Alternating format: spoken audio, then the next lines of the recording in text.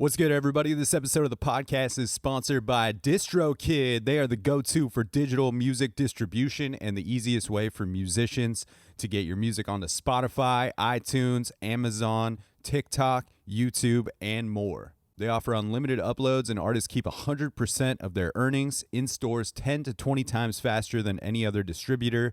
Fastest payouts. They help out with automatic splits, cover song clearance, and all kinds of other amazing tools and templates to help you get the most visibility for your releases. I dig this company and appreciate their business model that offers more features than any other distributor at the most affordable price possible for solo musicians, bands, DJs, studio artists, and any other creators that are producing music in their home, and they also offer label services as well. They've got 3 different tiers to offer creators that start as low as $22.99 a year. That's just $1.92 a month, and even their top tier is just $7.50 per month. And the best part about DistroKid sponsoring the podcast is that they are offering Dan Cable Presents listeners and viewers 30% off your first year of membership with DistroKid, making their already affordable prices even cheaper for you. Check out the link in the episode notes. I will also put it in my Instagram bio in the link tree. That link will give you 30% off that first year of service. Super stoked to have DistroKid sponsoring the podcast and cannot thank them enough for their long time support of this thing. This episode of the podcast is also sponsored by Puff Coffee. Puff is one of my favorite coffee shops in Portland, Oregon. They've got a location off 28th and Stark in Southeast. Their coffee is delicious, and everyone that works there is always super friendly. I had the pleasure of staying in their neighborhood for a month or so, and it was just a real treat to have this as my neighborhood coffee shop for a bit. And now I find myself going out of my way to get over there and get some coffee. Puff Coffee was started by the founder of Stumptown Coffee, and they are making small batch coffee roasted daily here in Portland. Their mission to find, roast, and deliver the most delicious coffees anywhere. Their small batch process means that they get to keep things interesting with experimental blends and single origin gems while always keeping the classics on deck. They've got a variety of beans to choose from, and if you're not in the Portland area, you can order their small batch coffee straight to your home through their website, and you can use the coupon code DANCABLE, all one word, for 20% off a coffee subscription. Links for Puff Coffee will be in the episode notes. Big thanks to Puff for supporting the show and for their amazing small batch coffee. Now let's get into the episode. Look down at the corner of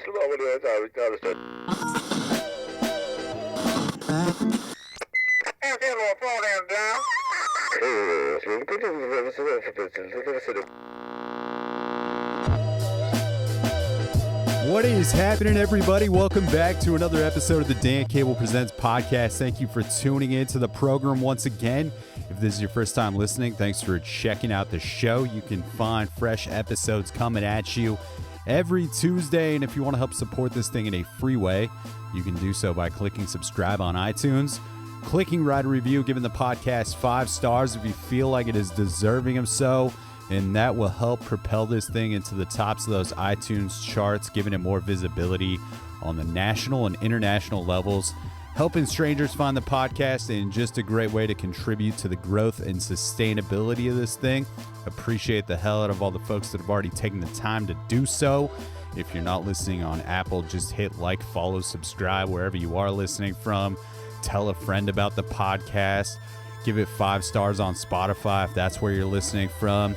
If you're watching on YouTube, definitely hit subscribe there, and check out the monthly playlists that I've been dropping every first of the month. Those are available on Spotify, pretty spread out genre-wise, and just a snapshot of what I am listening to throughout the month. Links for those will be in the episode notes. Hope everyone is doing well out there. Stoked to get into episode 407 of the podcast with Backhand from Salt Lake City, Utah.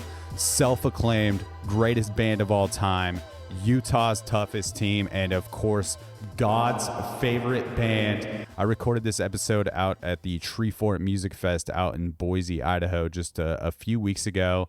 And they were the band I was most stoked to see out there, and the live show definitely lived up to the hype. It was incredible.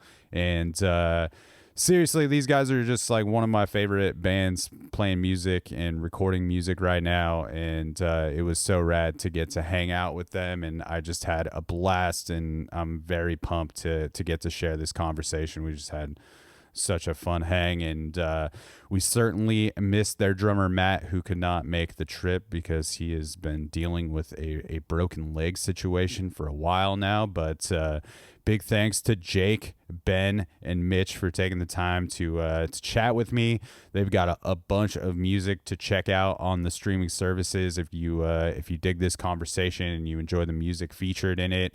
And for the love of God, if you live in Salt Lake City, Utah, and you do not know about Backhand, you get yourself to a Backhand show as soon as possible. It will not disappoint. It's a very undeniable experience, and it was so cool watching them just take control of this crowd without really having to demand it from them. Just one of those things when you see it live, it is hard to not want to participate in the circle pit or jumping up and down or just seeing them go so hard with the live show. Can't say enough good things about this band. They're so good, and like I said, so stoked that I got to hang with them at Treefort. It was the thing I was looking forward to most, and it happened. We were supposed to maybe do this last year at Treefort, and they were unable to make the trip. So I'm very stoked that it happened, and I got to get ready to leave for tour. I'm about to go do this tour managing gig with this amazing jazz vocalist by the name of Veronica Swift and her amazing band, and I'm excited to hit the road with her for a few dates. So I'm going to go, and I'm going to get packed up for that. And with all that, we are going to get into the episode. And to kick it off, we're going to play one of my favorite tracks from Backhand. It's called Be Nice. Also, if you like the music, be sure to check out the band's first full-length record that came out last year. It's called The Big Game. And without further ado, from Salt Lake City, Utah, this is Backhand on episode 407 of the podcast. Let's do the damn thing. Be nice, cuz that's nice, cuz be nice, cuz that's the right thing to do.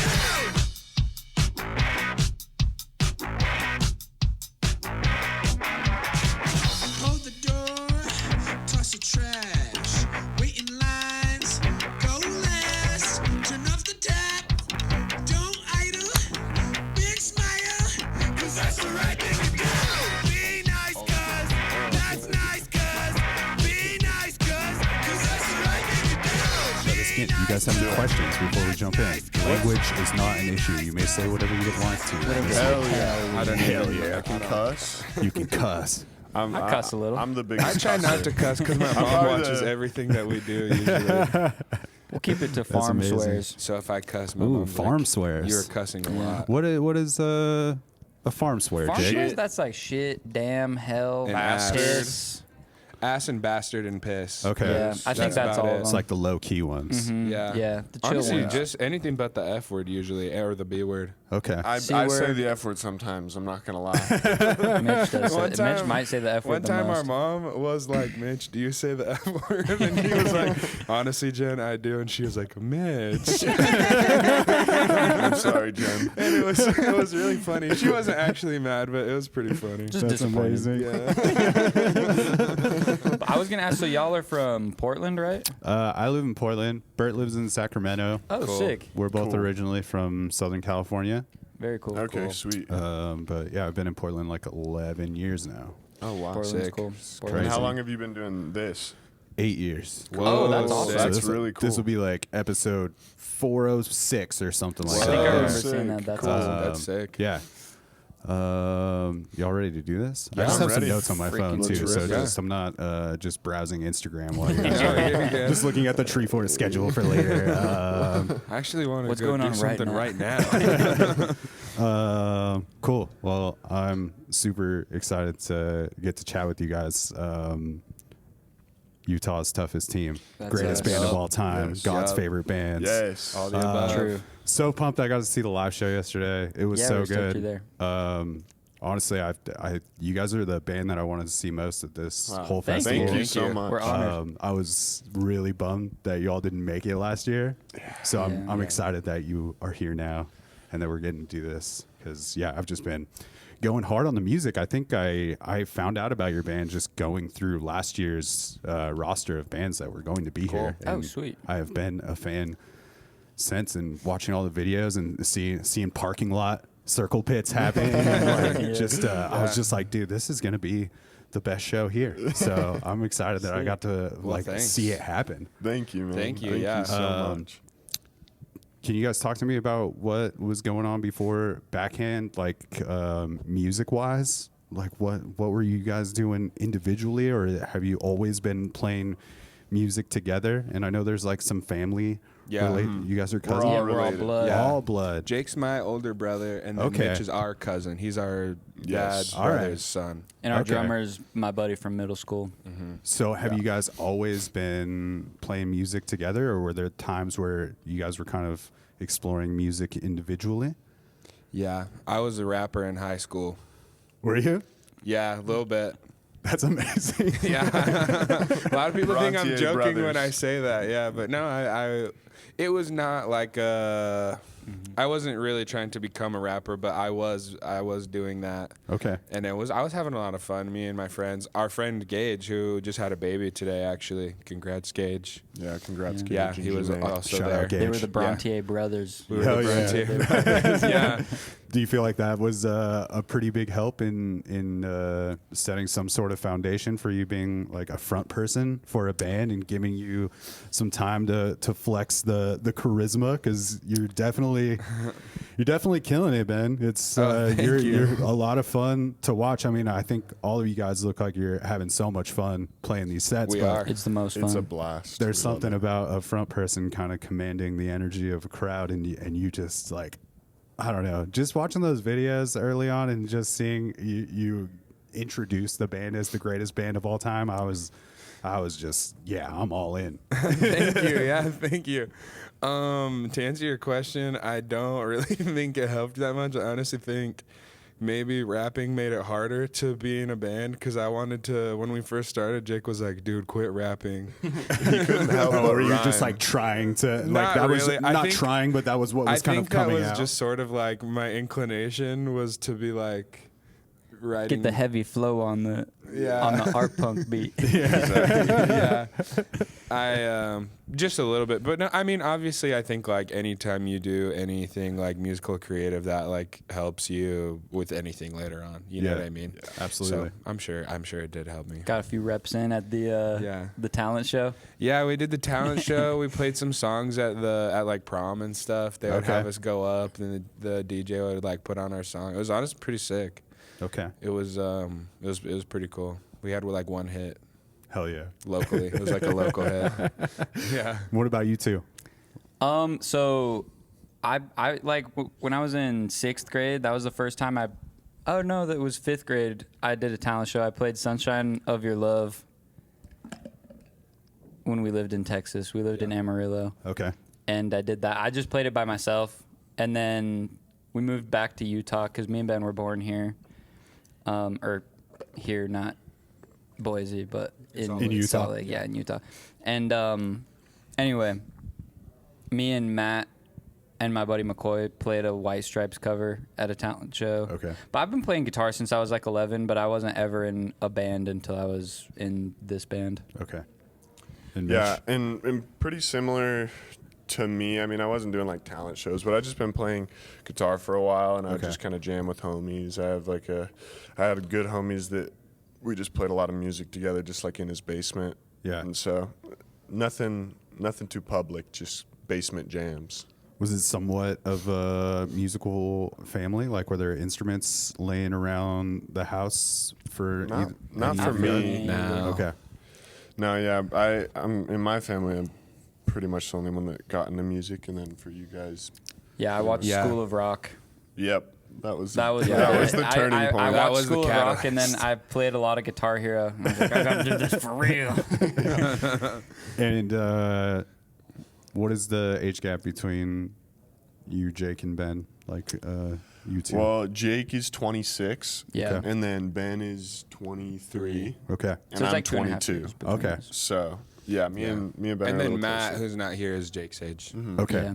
And were you just like seeing Jake as your older brother picking up this guitar? Did that like help you want to get into music at all, or was it not really like that? I was like gonna maybe try and learn drums, and then as a kid, I was just like, I don't know, maybe it was like too emotional or something.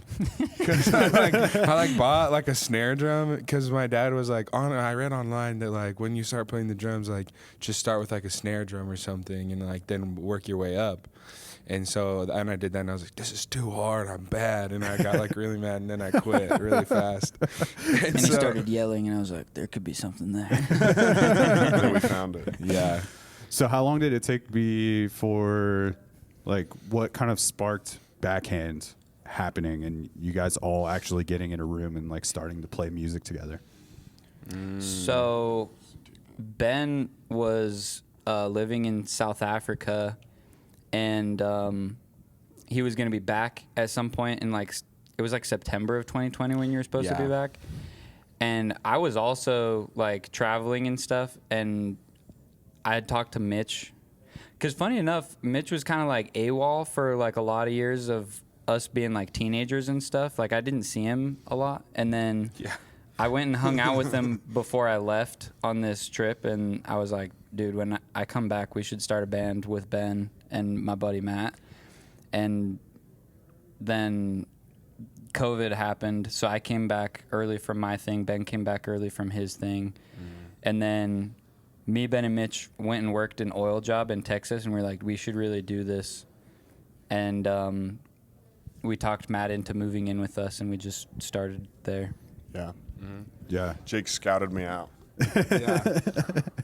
And yeah, what made you think that Ben could like front this thing? Like when you were thinking like, He's just always like had a lot of Had like the most presence. swag, pretty much. I was like, that's the swaggiest guy I know. He's a powerful looking guy. Yeah. And yeah, I don't know. He didn't play any instruments, but I wanted him to be in the band. hell yeah. You're like, Yeah. you don't play anything, but you have to be in this That thing. did kind of feel like what it was in the beginning. It was like, you don't know how to do anything, so I guess you're just going to have to sing. Which yeah, I no, I can't did sing wanna do either, it. so. I had to do it with my brother. Hell yeah. Yeah. Yeah. Yeah. Yeah. Do you think there's something like extra special about, you know, being connected to one another through blood and kind of getting to experience making music together and like doing stuff like coming out to music festivals and playing in different cities? For sure. Honestly, I mean, it's kind of nice being related because, I mean, these two bicker a lot. We all honestly bicker pretty frequently, but that's the nice thing about blood is it never really gets too serious. It's Because you cool. know you're stuck with him, so you can't be like, should I quit this freaking band? So you're just Like, gonna well, see him later yeah. at home. I can quit this band, but we still have to have Thanksgiving together. Yeah, no, I think it is fun, and it's also like, this is funny also, but it's fun for our family, I think. Like, like we'll be at like Thanksgiving or like a Christmas party or just like at our grandma's house, and they'll be like, so where'd you guys go? Like, what were you guys up to? And then I think they have a lot of fun, and it's cool. Like, all of our uncles, at least on our side that we're related, have all come to like see us play in a show, and it's like, I don't know, yeah, it's cool because it kind of does make it like a strange like family situation, and My they grandma all loves it. yeah, they'll all buy yeah. our T-shirts and We are stuff. lucky It's to really Grandma's funny. in the pit. Yeah, we have a big family, and it's nice. We get support from all of them. It's really cool. Yeah, I'm sure it makes them feel better almost that you all are doing this together.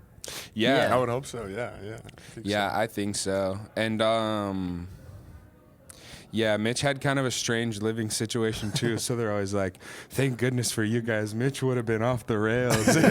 For you You know, guys. I got grounded. Backhand grounded me a bit. Mitch, you're the wild card of this group. Honestly, I I would guess say now. maybe Jake is kind of the wild card. Jake's more the wild card for sure. Just because now. Jake will be like, "I'm gonna do this thing," and you'll be like, "He's not gonna do that," and then he does it. Give me an example of He'll something be like, this. "I'm gonna light off a bunch of M80s when we played this part of the song. What the fuck? That was crazy. You just lit off firework, like a fire, like 2 fireworks yesterday during the set. Fireworks. Yeah. That sounds funny, love but he blowing just does stuff love up. fireworks, He dude. does love fireworks. No, but there was one time we were playing in San Diego, and he didn't tell me. And he I just turned around and I saw his guitar was on the ground. I was like, what is he doing? And then I kind of kept singing or whatever. And there's like, bop, bop, bop, bop, bop, bop, bop. No, I jumped, dude. It scared me way bad. He had Yeah, I bunch had like of a string of firecrackers. But I just kind of recently started doing fireworks at shows. The first time, it was in Denver when I did it at like that one place. But then we did it in Portland, actually. We lit some fireworks. Hell yeah. Under one a of bridge. his best wild card things is disappearing before the set. Every Always. time. I could pee a You're lot. always trying to find him. I don't know if you Every heard me, single but time like Jake's literally gone. we were trying to sound check, and I had to get on the mic and be like, Jake. And then I was like, I was praying in the porta potty.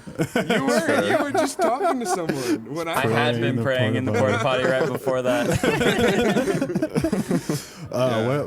I don't know what like compelled you like maybe that first time to just like light off fireworks or firecrackers like during a set. Like I just had some. Yeah. Yeah. And I you're keep just some like- on me. And Yeah. they're sick. They're sick. And I was like, what? The funny thing is, it's like the current, socio-political situation. Sometimes I second guess lighting off fireworks in like a building, but it hasn't bit me in the ass yet. yeah, no you- one's got too upset about it. Yeah. We always try and stay somewhat strapped with fireworks. They are just kind of it's a funny thing to have. It's like we just Keep people on their toes a Yeah. little bit. Very Yeah. cheap entertainment. It's Yeah, nice. yeah. And it's it- exciting. It was incredible. I was just like, first I was like, where's he going? You know, when you like bailed from the stage, and then I saw you get down on one knee, and I was like, what the fuck is he? Is he just like taking a photo of the pit? And then I was like, oh no, he's lighting out fireworks. Yeah. Incredible. It's never gone wrong though. Hasn't gone wrong yet. it Okay. almost went wrong.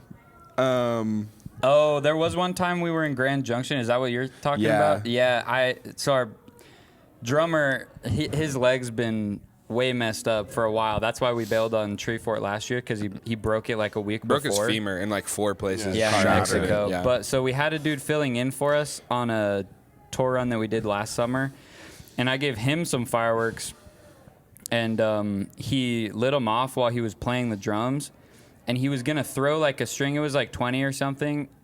Just little firecrackers into the crowd, but they started going off in his hand. And so then they were going off like as they were going past all of us. It went like right by my head.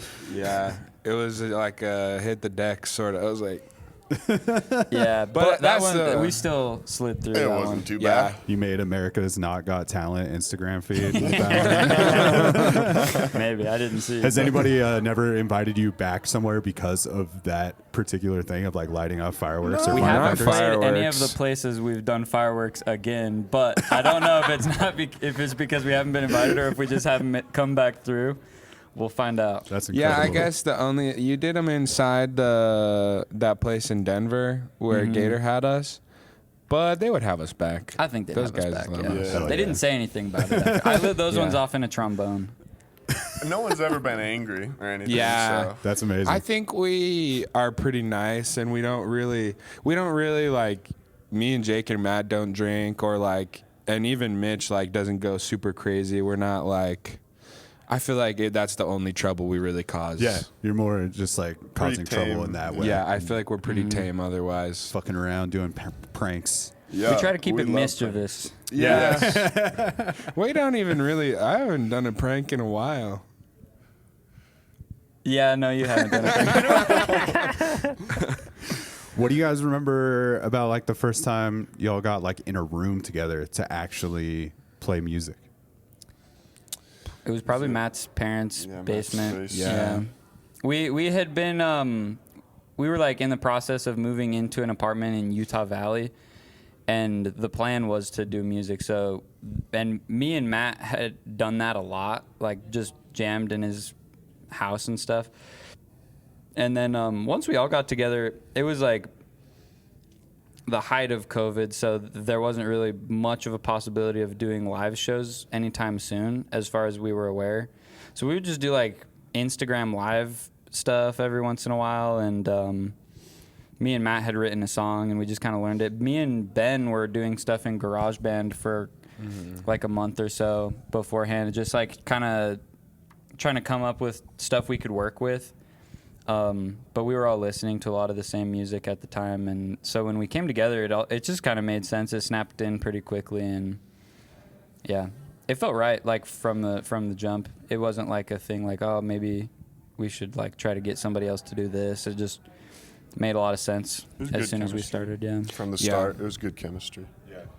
And was there? You said you guys were like listening to a lot of the same stuff around that time. Yeah. So was there like a lot of intention of like, we're gonna make punk music or like things that are adjacent to punk, or is that just like what I came think out? so. We would always say like, let's start a punk band.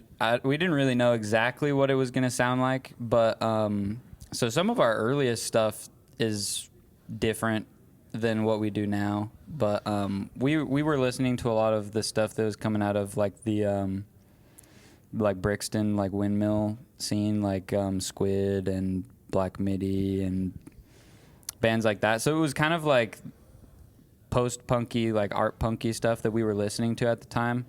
But then we were writing stuff that was almost kind of like surfy, garagey kind of stuff a little bit, and then like new wave kind of stuff. I don't know. It was all different, but Also, yeah, just when we were out on that oil job as well, that was kind of like we were working, but also kind of zeroing in on like a sound. So we were listening to a bunch of different stuff, being like, oh, this would be cool. And so I think that us all being in that job together, we kind of zeroed in on an idea. Yeah, a lot of shared references Yeah. for things. So and me and Ben grew up listening to a lot of the same stuff. So we listened to a lot of like AC/DC and Led Zeppelin and bands like that when we were younger. And I still like a lot of that stuff. But so Ben and I had like similar taste as far as rock music went, just like forever.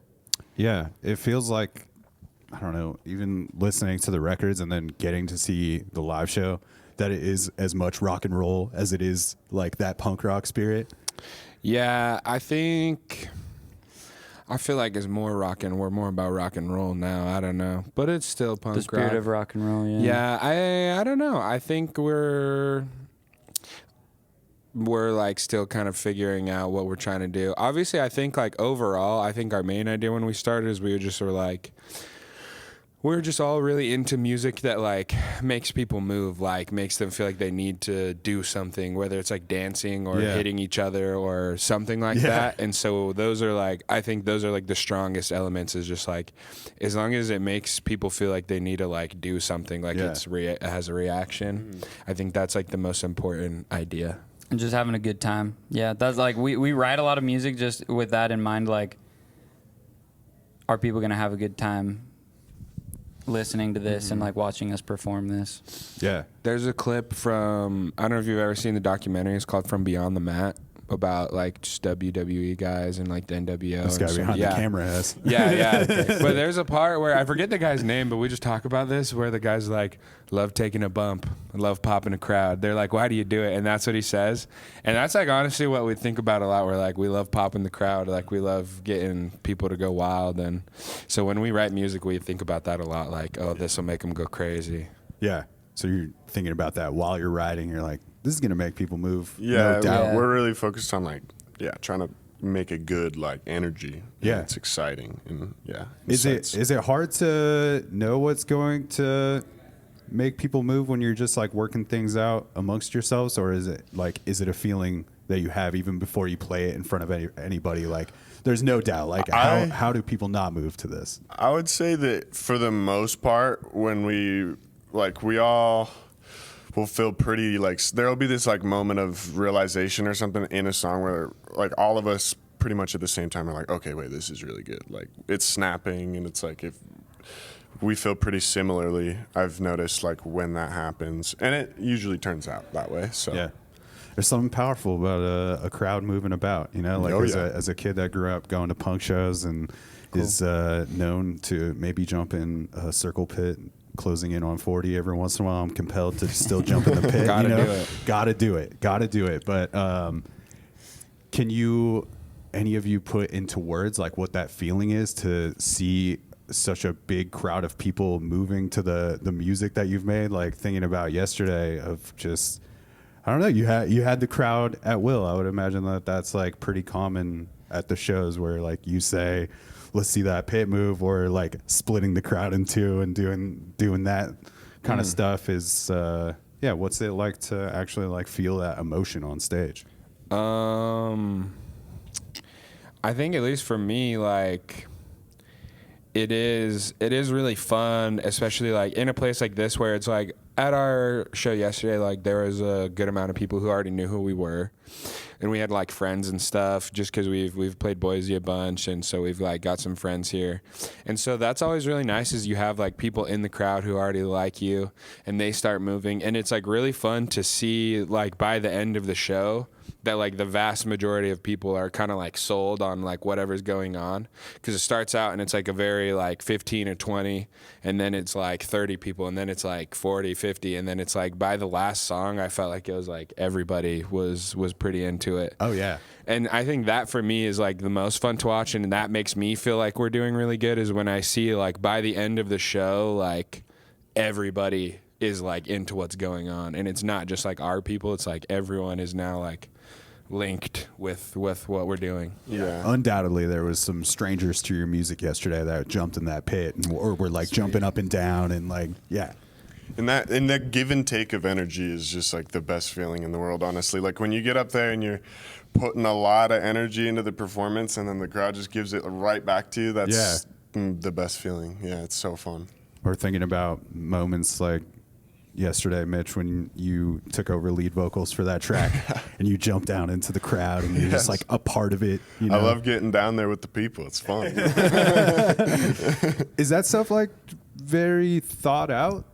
Like when you guys are rehearsing, are you thinking about like moments to do that, or does it all just kind of happen in the moment for you during the live shows? That I think just kind of happens. I will say that it will, like that's becomes repetitive. Like I have done that a few times with that song, but I don't think we ever really planned that out ever. Yeah, no, well, because in a lot of shows that we play, it's like on the floor with the crowd, so it's like that just kind of brings a different feeling to the show. And sometimes, I don't know, when you're up on a stage, it's obviously really different because you're like in a different place than everybody else is. Yeah. And sometimes like you want to reel it back into kind of feeling like you're in a garage or somebody's house or like a backyard or something. And so when we gotta dial it in, we'll like do things like that. But I don't think we ever really plan it like when we're writing the songs. But a lot of the songs that we play, we've played a lot, and so it's just we know kind of what, you know, brings the ruckus and like what's the most fun to do in the songs that we're playing. And so as we're doing them live, we'll kind of figure that out. Yeah, I would imagine, especially with like something like a photo pit barrier, there's like a little bit of disconnect, like you're saying, like you're up on this stage and there's a little bit of a gap between the people. So I would imagine jumping into the crowd makes you. I love closing the gap. Or Jake, you going out into the crowd to set off fireworks. You know, you're like really a part of the common folk out there. You know, you're not just playing the show. We're a people's band. Yeah. We're a band for the people. Utah's toughest team. We are Backhand, the greatest band of all time.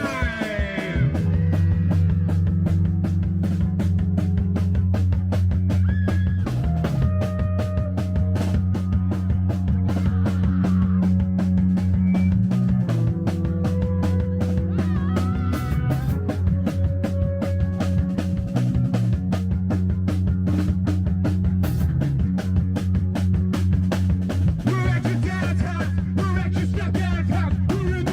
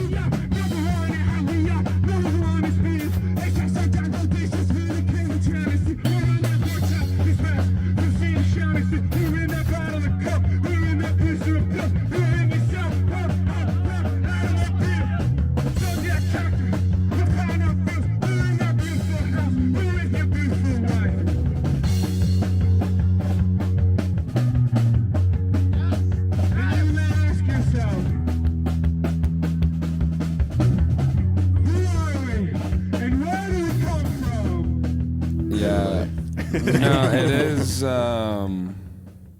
It is funny. I don't like the barrier. I feel like it feels weird to be like, you guys have to be actually 4 feet away from us. And Yeah. above. Yeah, like, I don't know. It's fine. Obviously, like they put the photographers in there and stuff. But it was really funny. Like last night at Hotline TNT, the guy, there was no like photo like barrier or whatever, and the lead singer was like, "These photographers are looking a little too comfortable here at the front. Like you guys should start doing something." And I was like, "That's really funny," because that does happen sometimes where you'll like be at a show and there's like 10 photographers at the front, and you're like, "You guys need a." No offense to photographers, but We love photographers. sometimes But you look gotta out. move. Yeah, Yes. but they should Keep be- them on their toes. They need to though. be afraid Yes. more. I think photographers aren't afraid enough at shows these days. Like They have too much protection. they do. Well, I think they feel too safe. Like one time we were playing a show and I'm not want to be too rude, but someone was like really in my face, and I've never had to do this before. I was like, hey, you need to move. Like, and I was like, I'm not gonna do this. You're like right here. I Yeah. was like, that's crazy. Yeah, in LA that one time. Yeah. Is it like a thing of like you don't want to be expected to like play to the camera, or does it just feel invasive to your space? It feels like rude to the other people. I feel like it's like this is like, I don't know. It's just like we're all here to have fun, and like it's not really, I don't know. It's not about taking pictures or whatever. And so then when they're like in front of like there's people who are at the front who like want to watch, and then it's like you're like covering the show. Yeah. No, that Shouts makes out our sense. friend Harper though. She takes a lot of pictures of us. We're using her family's van, and she's the best at like being out of the way, but being like right Yeah. where she needs to be. Yeah. And that's a skill that I think a lot of photographers at shows don't Should really develop. think about, because they're thinking about taking the picture and not like moving through the crowd and like navigating that situation. Yeah. You know, that's a skill in and of itself, is like knowing where to be and when to be there to take good pictures, but also not be like interrupting what's going on. Thinking about the people behind you that are actually like watching the show and whatnot. Yep, exactly. Yeah, I think like I feel this way about Harper, is like she's the photographer that I noticed the least, which is the best. Do you know what I mean? Where it's like if I'm noticing them like all the time, like like in your face, but if it's like I see them like once or twice during the set, and then the pictures are like no better where you are if you're like right in front of me or whatever. I think that's like being sneaky is the best photographer. Being, part of the people. Same with us. Yeah. Just be a part of the people. Ben, how long do you feel like it's taken for you to get like really comfortable in this role as fronting this band and kind of orchestrating this thing and having such a charismatic presence on stage? It's definitely taken a little bit. I think it's like anything. Like when you're really into something, you watch. You know, if you play football, you watch like the pros and stuff, and like You play Madden. You play Madden. You understand the playbook because of Madden. And like, yeah, I've watched a lot of different people over time, and like guys who I think are really cool, and like, yeah, you got to study up a little bit, and there's like, you just kind of get your own idea, and I think like the front people who I think are the coolest are just, I think I enjoy people who have a lot of fun. That's what I really like to see. Like if I can tell people are having like a really good time, that's like really cool. And I also think it's good to not take yourself too seriously. Like, that's something I've been thinking about a lot lately, is just like, I think sometimes we get really too serious, or we take ourselves too seriously on stage or whatever. So it's like an element of that. And yeah, just like developing confidence in myself. And like these guys definitely help with that. And they'll be like, oh yeah, like do this, or like maybe don't talk so much at this part, or like, you know what I mean? And that helps a lot. And I'm just generally a confident guy too.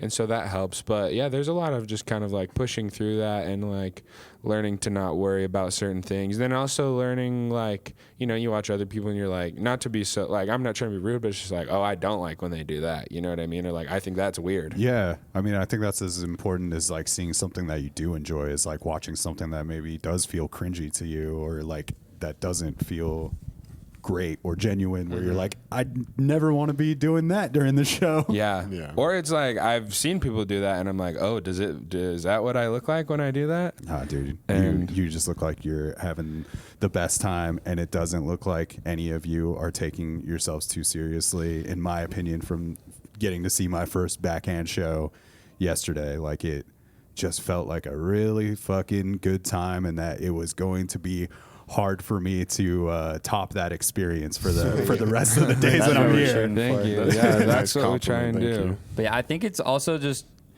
not to answer the question for you, but just getting a lot of reps in helps a lot. And we have Yeah. played a lot of shows like locally, and we try to get on the road as much as we can. And, Trial by fire. But yeah, I don't think that you've ever like lacked any, like you've changed your stage presence over time. But it just evolves all the time. Yeah. So Yeah.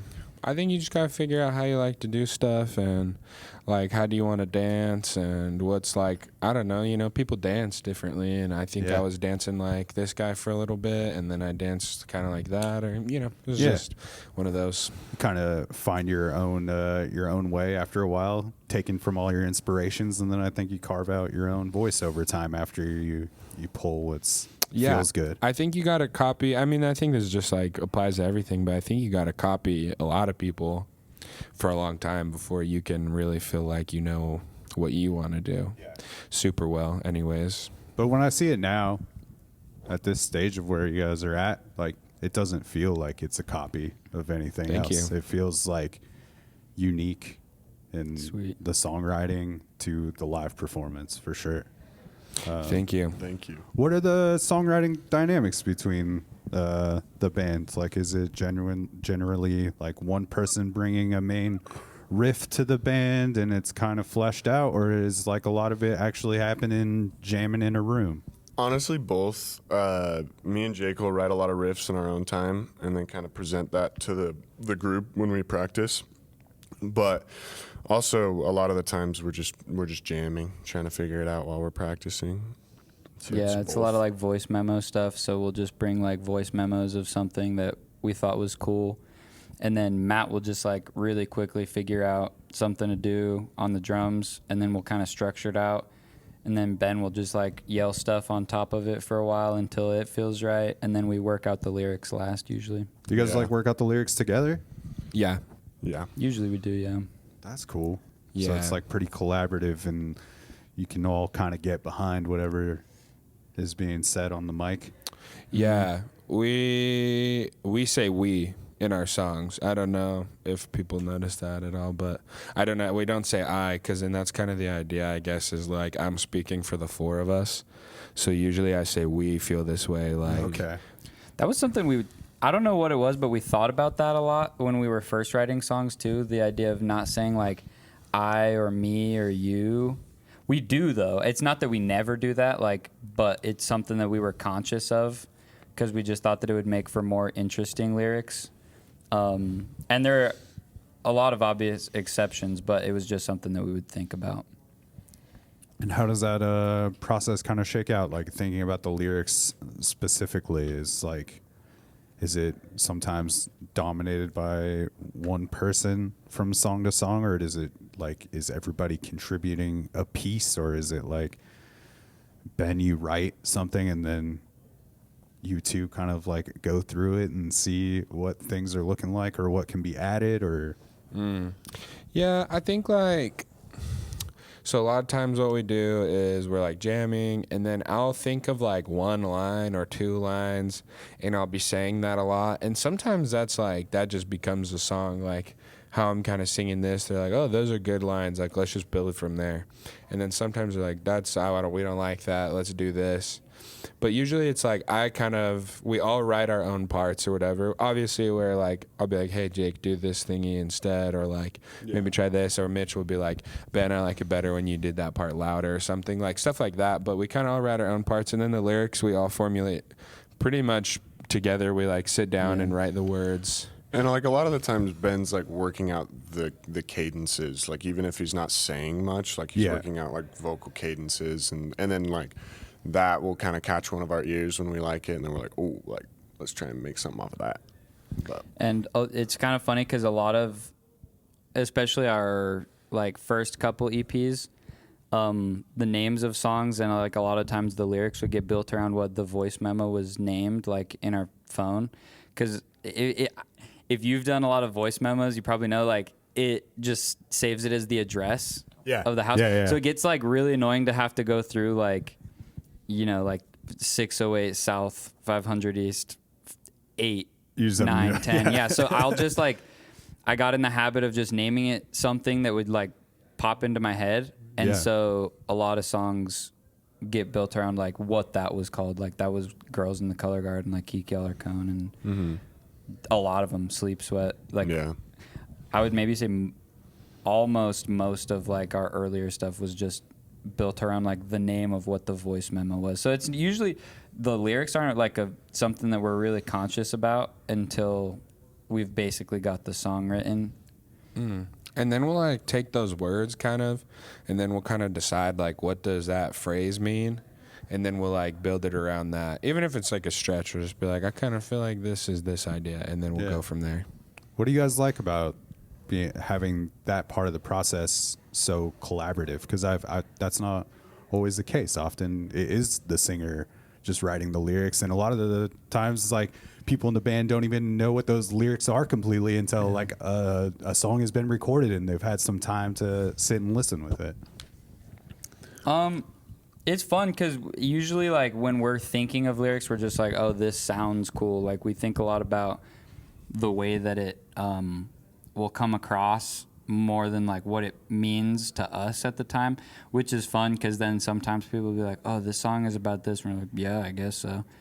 But it's yeah, it is fun because then it like gives us a lot of room to be like, this is a funny thing that we've been talking about or like thinking about, and then working it in or like saying things in a specific way just so like the words are kind of like an instrument a little bit, you know, like punching harder on like certain phrases or like, I don't know, just like I'm trying to think of how to even say this, but just yeah, it is fun to collaborate on that part. And then sometimes like me and Matt will be like dying on a hill of like, you've got to say this even though it's so stupid.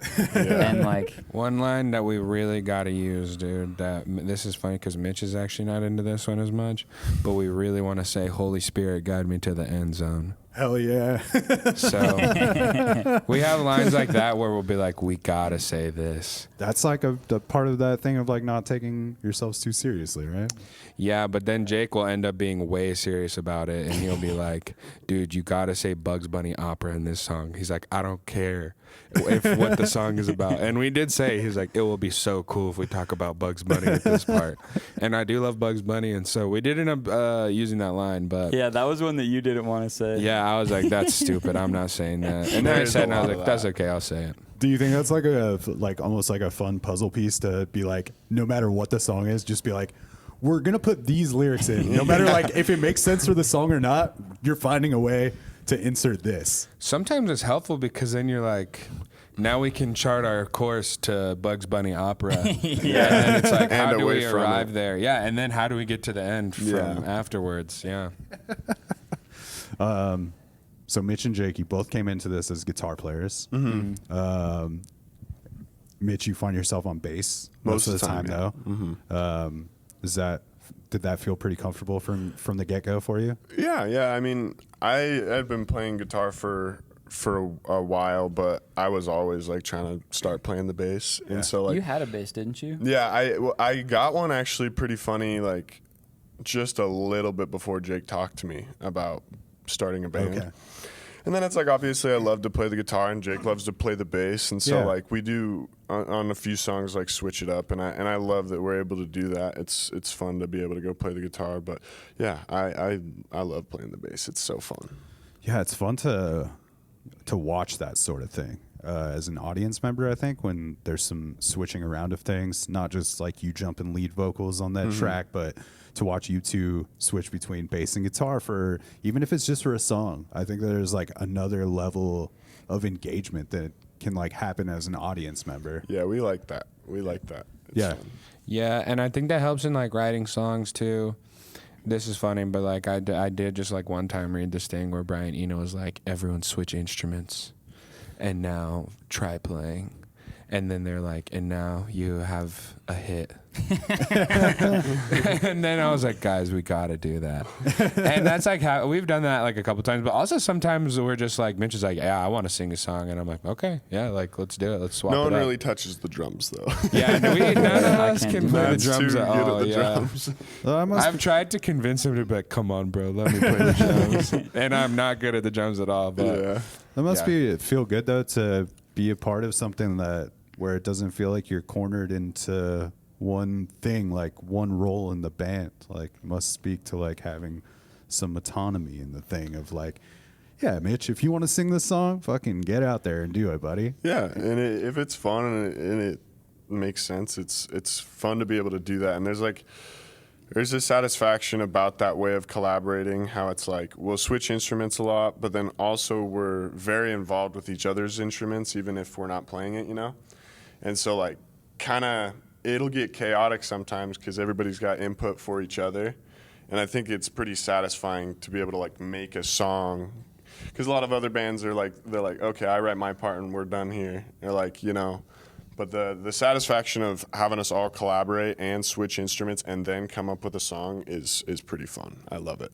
Yeah, it is. It is also like it was a while later on when Ben jumped on the bass, and this might sound like a dig at Ben, but he doesn't know how to like play instruments a lot, like we were saying a second ago.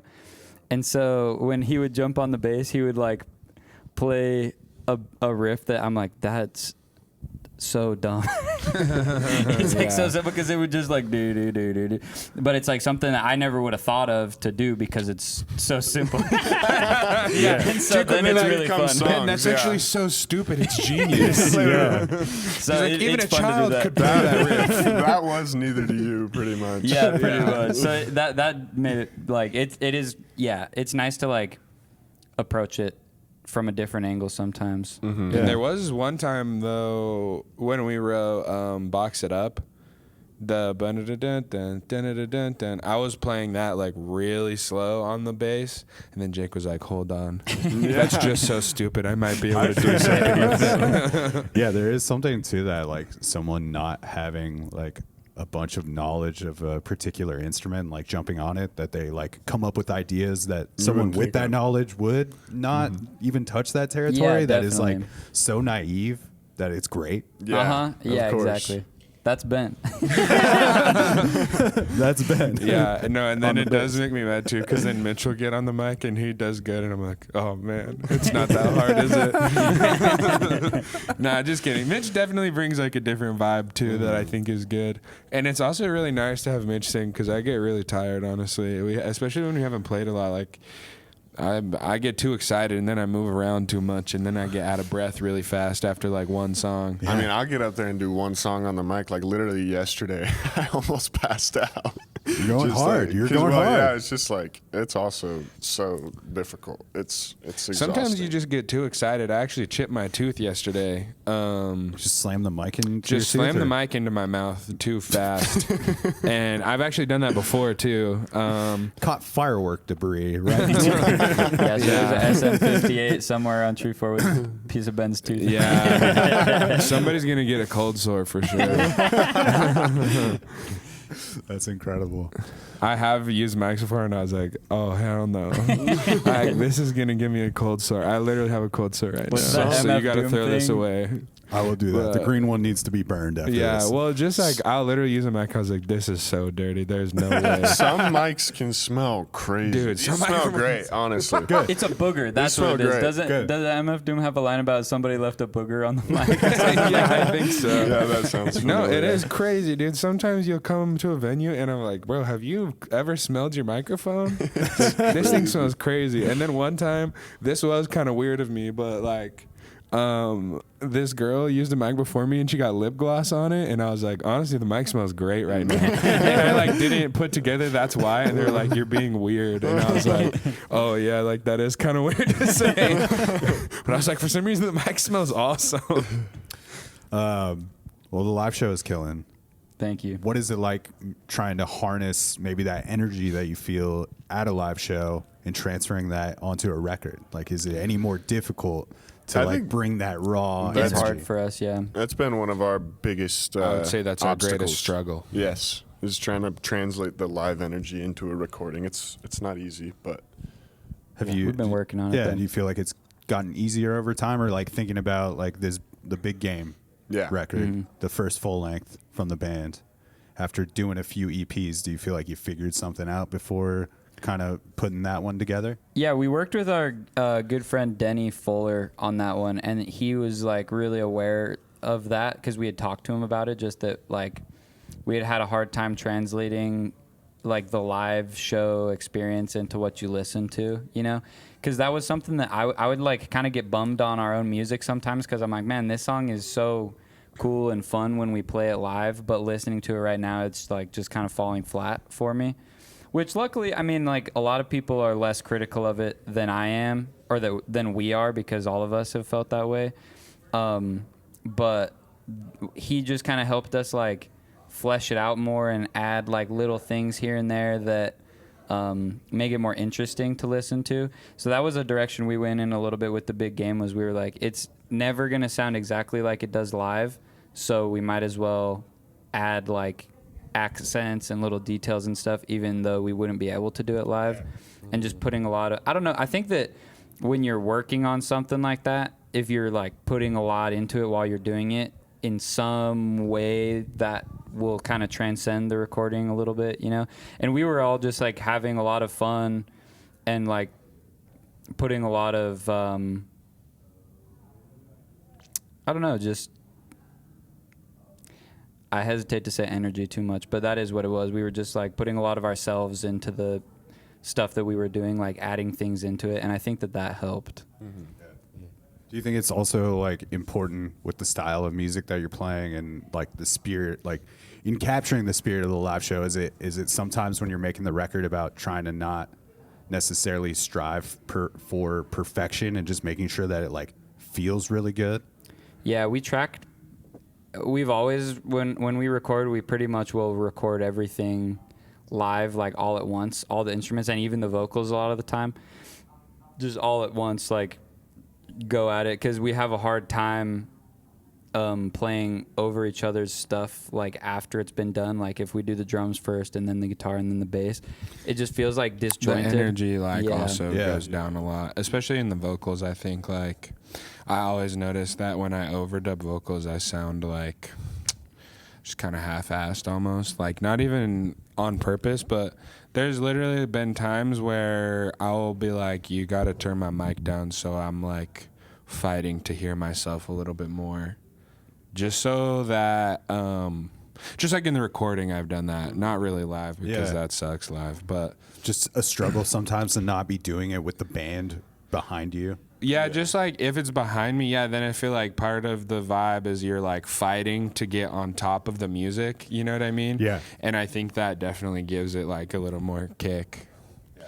in the recording. But Show. And also it's nice too because our friend Denny, big shout out Denny Fuller, he's actually plugged me up with some work too. I made a lot of money because of Denny. He put me on the chauffeuring job. That was sick. But he's also just like a very like truly a musician, and he's like, dude, that guy plays like the piano, bass, guitar, trumpet. Like I've literally seen him be like bass around his neck, like trumpet taped to the mic stand, and then like shaker in his hand, and he's like playing the trumpet and doing a shaker, and then like goes straight back to like playing the bass, and it's like dude does it without even blinking. He's and it's crazy. He's like a very talented guy.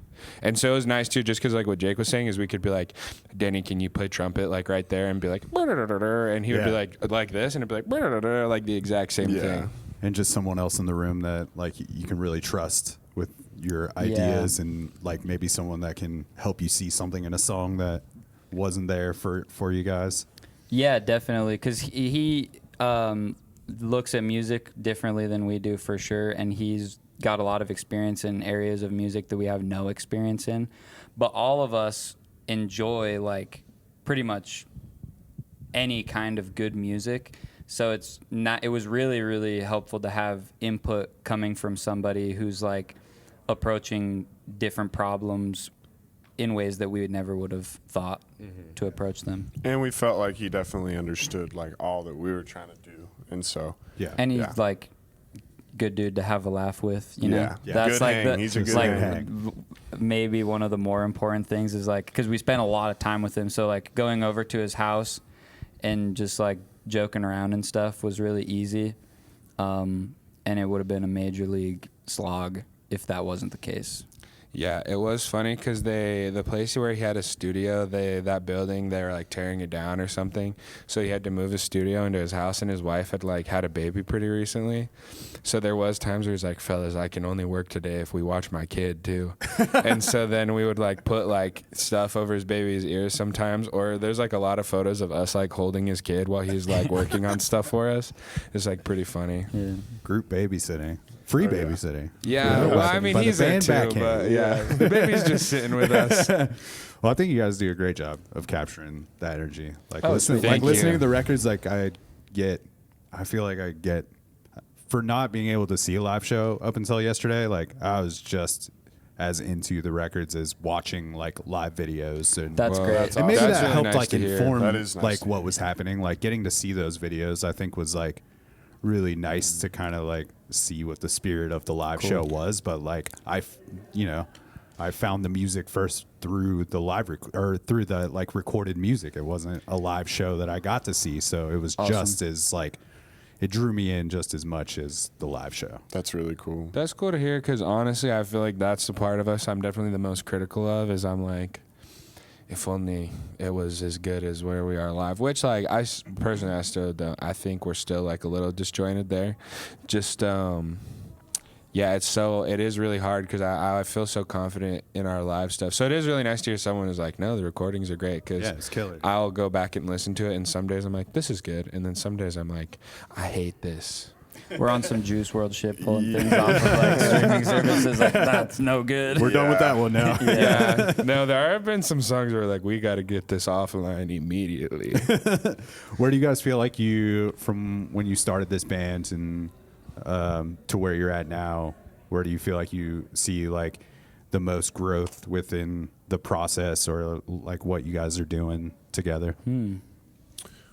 Me personally, I'll say this. I feel the most like I feel the best, and I feel like we're growing the most or whatever. Like when we go to a city and there's like a couple people there in like our t-shirts, like that's really cool to me because like we've only been really like touring maybe like 2-ish years, like just DIY stuff, but it is cool to like go back to San Diego and then like 5 dudes know the words to our songs, and I'm like, that's pretty sick, honestly. Yeah. Like we played here 2 times, and now like you're here with your friends and you're stoked about what's going on. And even like those 5 people, like that's way cool, man. And like coming here, it's cool too because there's this kid named Angus, and he's always way stoked when we come here. And it's funny he too. covers one of our songs. Yeah, with his band has covered Oh, one of our yeah. songs, which is way sick.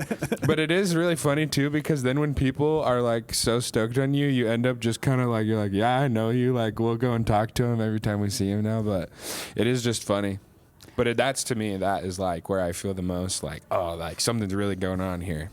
Yeah, as far as like growth, it's funny that we keep circling back to this, but it is like one of the main ideas of what we do is just having a good time. And so I've just like I have more fun like every time we play shows. Like it hasn't ever worn off really. And so and then figuring out how to like have a really good time and also perform well. Yeah. I feel like I've gotten better at that. And we've also definitely made a lot of progress just within like writing songs, because it's like we're all pretty passionate, and we'll say if we don't like an idea, or we say if we really love an idea, and we're Yeah. very blunt, and like Even but if I it think- makes me upset. Yeah, we'll get upset sometimes, but like we've gotten a lot better at like managing that and like making it feel like everybody's kind of got like a creative contribution, but then also like being honest with what you like and don't like. Yeah. I think we've gotten a lot better And at figuring that out has also been something that we've grown into in the aspect of like, as we're writing something, being like, this is going to be great, or this is going to be okay, Yeah. or this is bad. Because at the beginning, like I was saying, we were kind of all over the place. And I think this is true for like pretty much any band ever. But we've gotten a lot better at not holding on to things that even though it like might sound cool or we like an idea about like something that's going on, we've gotten really quick to figure out like this is going to be a dead end like 6 hours later, so let's just cut it off right now. And it is a 4-piece, so it'll get split down the middle sometimes, and that's definitely like a tough problem to navigate. But we're good at it. So Yeah. I think most of the time though, we're kind of like have the agreement that like if one of us doesn't like a song, then we're like we just toss it. Cause like if we're playing a song live and like one person doesn't like it, it's gonna like ruin the vibe kind of. Yeah. If someone's like clearly not stoked about it, Yeah. that will just kind of throw it off. So it's like unless we all really love it, honestly, we don't. We'll like toss it. Yeah. Well, I think that's a good place to be as a band when the honesty is there. I think that's like when you start making really good shit together. Like when you're able to just be like, I don't think this is the right thing, but you give the space to explore the idea still. Exactly. But just to like get there is, I think that's solid. Also, was it Cam that filled in on yesterday? Huge shout out Cam. Aside from made it playing a happen. killer set, because Jake, when you're like, our drummer's not coming now, I was just like, I wonder what that situation is going to be like. But I think it's very cool to have gotten to see Cam was singing along so much yesterday to your guys' songs. And I think that's just like a testament to people being stoked on your music. And I know that dude's not like actually in the band, so to see somebody just step in and know the words, like I think that is like just such a cool thing to see. Yeah, no, he stepped up and made it happen for sure. Because like Matt decided not to come basically like when we got here, because it was still up in the air if Cam was going to do it or not. But we asked him the day before we came, and no, I concur that it is really awesome to see that like there's people around that. And we had like another dude that was like, I wish you would have asked me to do it. We had a few options. We were very lucky. That's cool. Yeah. Hell yeah. Yeah, and shout out to Cam's other band, Crush the Monster. They're way sick. I don't know if you guys have seen them. They're cool. They're like, what did he call it? Like cowboy doom metal. It was like or something? high desert psych metal or something like it's that. crazy. They're playing though. here too? Yeah, they're playing on Sunday. We already saw them on They played the other Thursday night, right? Yeah. Or Yeah, no, on Wednesday Wednesday night. at Neurolux. They're sick though. It's just like they're like way technical. They're and way better at like- their instruments. They're than they really are so good. And dude, those guys are playing like 15-minute songs, like no problem, no mistakes. Like each transition is seamless. You're like, Yeah, my ass was like, crazy. maybe we should like shorten Blitzkrieg Bop a little bit. we're banging rocks together. What do you guys like about playing a cover in a set? I thought that was cool that I you guys love played it. that. Like it was. I thought it was rad. But is there anything in particular that is like, yeah, we should definitely include this and not just play all of our original tunes? I think it's a good way to tie in people, like circling back a ways to when you were talking about there were strangers out there. Like when there's people that haven't heard any of your music at all, when they have something that kind of like connects them to what you're doing. We like covering I Will Survive by Gloria Gaynor, because people know the words to that song, you know? And so it's like if they are unfamiliar with everything they've heard so far, even if they like it, when they hear something that they are familiar with, and that's a song that like most people know, it just kind of like bridges a gap, you know? And so we like to do that. And we like playing songs that are like a little bit further from what we do, because I feel like it has a broader sweep. But sometimes like Blitzkrieg Bop is sometimes you just really gotta simple. pad the set. Yeah. Because Cam has 2 days to learn 9 Yeah, songs. that's That's also true, fair. Also And fair. making like our slight own version of a song, which basically usually means dumbing it down, is really fun. Taking it down a peg is the Yeah. backhand Yeah, we way. cut corners on covers for sure. Hell yeah. Well, I'm very stoked I got to chat with you guys. I appreciate Yeah. you. Thank you so much. This Yeah. is awesome. I went way back in our Instagram DMs, and I was like, oh man, that sounded really fun to talk to that Dan Cable guy. And then that's when I messaged you again. Hell yeah. Well, I'm glad we got to do it. thank you for making time for me. Of course. I love your band so much, and Thank you so much. I love it Thank even you more so now much. after getting to actually be in the crowd for a live show. And I will be the person next time I see you guys for a show. I'll be in my Backhand shirt. 'Cause Oh, sick. I, You got one? I grabbed one of Hell those yeah. yesterday. I was like, yeah, I got to be Thank one of you. those people. Absolutely. I'll put all the links in the episode notes so people can keep up with your band and Cool. Thank you. find wherever you're playing. Hell Sick. yeah. Thank you. My Keep up first with hell you. yeah of the podcast. You can find Backhand music wherever you listen to music. You can get cassettes, Yup. you can get CDs, you can get yourself a T-shirt. On our and, Bandcamp. Guys, we end every episode of the podcast with the guest saying the tagline for the show, which is "It's a program," and it means nothing. It's just the way that my grandfather says program. He always says program, so it's just a goofy way to end the show. It's the one time I'll ask you guys to look into the camera, We'll do it. and you can deliver the backhand. It's a program, however you would like to do it. Together. However you guys want to do I'll it. count us down. It's a program. They nailed it, everybody. That's Backhand from Salt Lake City, Utah's toughest team, the greatest band of all time, and God's favorite band. Yes, sir. All Thank you. true. All true. Hell yeah.